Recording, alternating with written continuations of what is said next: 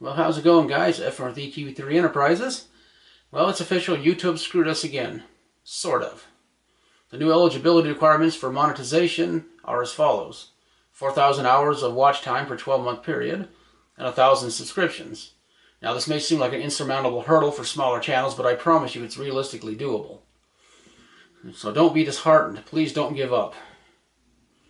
YouTube had to do this.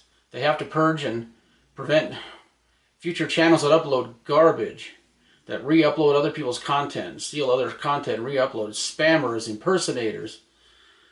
Now, these channels will eventually fall off and disappear, and the legit channels will move up in the rankings. The more crap channels they get rid of, the better it is for us small content creators. Because I survived the first eligibility thing and kept my business channel, EQ3 Enterprises, monetized, but now it's going to be demonetized in about 27 days. I don't know if I can do anything about that, but I'm not going to be disheartened. I'm going to keep pushing on, onward, upward.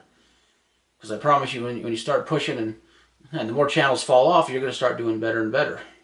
So keep pushing, be passionate, work your ass off, and you'll be successful. It's also a good idea to diversify. A lot of YouTubers have diversified to Twitch. So apparently they're making good money there, from what I understand. And also, go for make quality videos. Go for sponsorships. I mean, there's a lot of things you can do to diversify. Don't concentrate on one thing. Don't concentrate just on YouTube.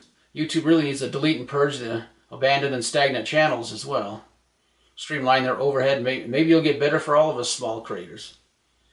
Matter of fact, I promise it'll get better for us small creators. So don't lose heart.